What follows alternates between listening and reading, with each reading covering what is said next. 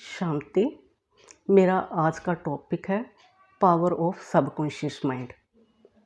मन की एक शक्ति जो है वह है सबकॉन्शियस माइंड, जिसको हम अर्धचेतन मन भी कहते हैं, अंतर मन भी कहते हैं। प्राचीन समय में एक शब्द प्रचलित हुआ था, चित्त। चित्त को शांत करो, चित्त की वृत्तियों को रोको। तो ये चित्त जो है वह सबकॉन्शियस माइंड को ही कहते हैं। माइंड जो है आत्मा की एक शक्ति है। कॉन्शियस माइंड का अपना ही काम करने का तरीका होता है। सबसे पहले हमें ये जानना है कि हम आत्मा हैं, ये शरीर नहीं है। हर शरीर में अलग अलग आत्मा है।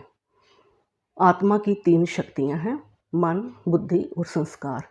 मन जो है वह पावर ऑफ थॉट्स है। बुद्धि जो है पावर ऑफ विजडम है, अर्थात हम उसमें ज्ञान धारण करते हैं, विवेक बरतते हैं। और जो हैबिट्स हम बार बार दोहराते हैं वो हमारे संस्कार बन जाते हैं। तो व्यक्ति जो है उसकी जो शक्तियाँ जो है उसके मन में वास करती हैं, अर्थात शक्तियों का वास व्यक्ति के मन में होता है। तो एक व्यक्ति हमें बाहर से देखने में बहुत ही तंदुरुस्त लग रहा है, परंतु अगर उसका मन वीक है तो उसको स्ट्रॉन्ग नहीं कहेंगे, उसको पावरफुल नहीं कहेंगे।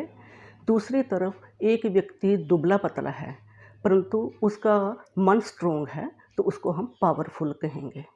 हमारे मन में कई तरह के विचार उठते रहते हैं, कई तरह की तरंगें उठती रहती हैं, जो कि हमारे शरीर से निकल करके बाहर वातावरण में फैलती रहती हैं, प्रकृति में जाती रहती हैं। जो योगी आत्माएं जो कि योग का अभ्यास करते हैं, जिनका योग पावरफुल होता है, उनके जो वाइब्रेशन हैं पूरे संसार में फैलते हैं।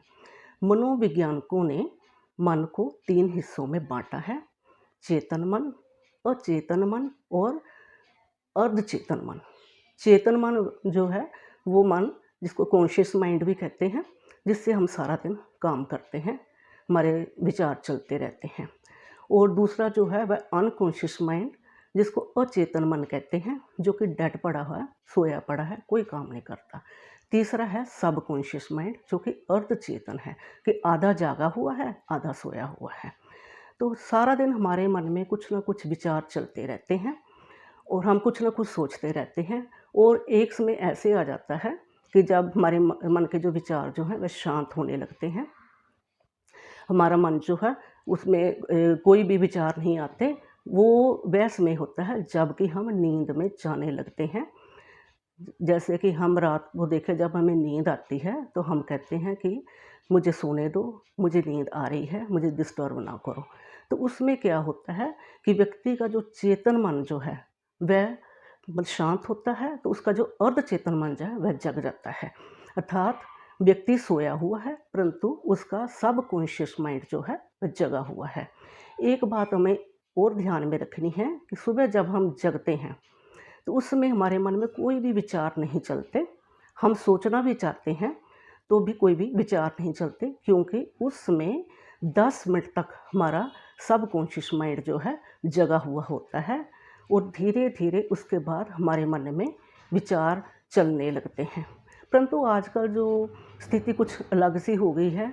कई व्यक्ति हैं वह उठते ही न्यूज़पेपर पढ़ने लगते हैं, मोबाइल पर देखते हैं कौन सा मैसेज आया है, जिसके कारण उनका जो मन जो एक आधे मिनट में ही चलने लग पड़ता है, जो कि बहुत ही खतरनाक चीज़ है। परंतु जो योगी आत्माएं हैं वह इनको मन को शांत कर लेते हैं, यानी कि 1 2 3 4 थॉट्स पर मिनट कर लेते हैं। जो योगी आत्माएं हैं जो कि बीज रूप स्थिति का अभ्यास करते हैं, जब वह निर्संकल्प स्थिति का अभ्यास करते हैं तो उसमें उनका सबकॉन्शियस माइंड जो है वह जगा हुआ होता है।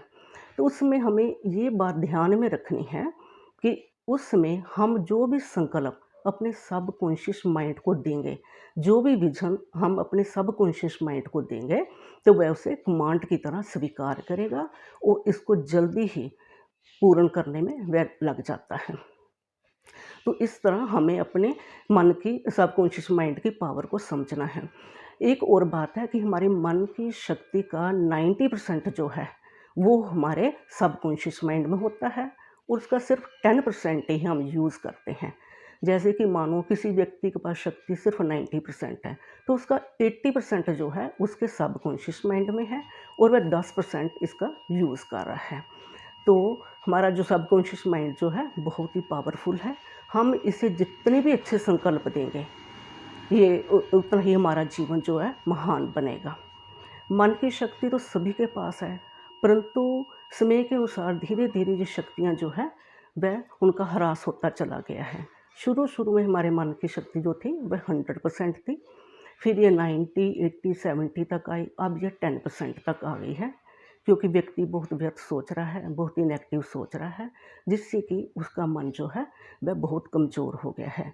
जैसे कि आजकल हम देखें कई बीमारियाँ ऐसी हैं जिसमें कि वह कोई दवाइयाँ जो है वह असर ही नहीं कर रही हैं, क्योंकि जो मन जो है वो उसको एक्सेप्ट ही नहीं कर रहा है, उसको रिजेक्ट कर रहा है, क्योंकि जो रोग जो है वो हमारे मन में है। तो ये जो मन की शक्तियाँ हैं ये एकदम नष्ट नहीं होती, परंतु धीरे-धीरे नष्ट होती हैं। इसको नष्ट होने में कई साल लग जाते हैं। एक बात हमें ये और समझनी है कि जितनी शक्ति हमारे मन में है, उतनी ही हमारी शक्ति ब्रेन में है। यानी हमारा माइंड और हमारा ब्रेन ये दोनों ही इकट्ठे मिलकर काम करते हैं। तो इसलिए हमें अपने आप को बहुत ही पावरफुल बनाना है। सबकॉन्शियस माइंड की शक्तियों को हमें यूज़ करना है, जिससे कि हमारा भविष्य जो है उज्ज्वल होगा, हमारा वर्तमान जो है वह श्रेष्ठ होगा और हमारी जो जीवन यात्रा है वह सुखमय होगी।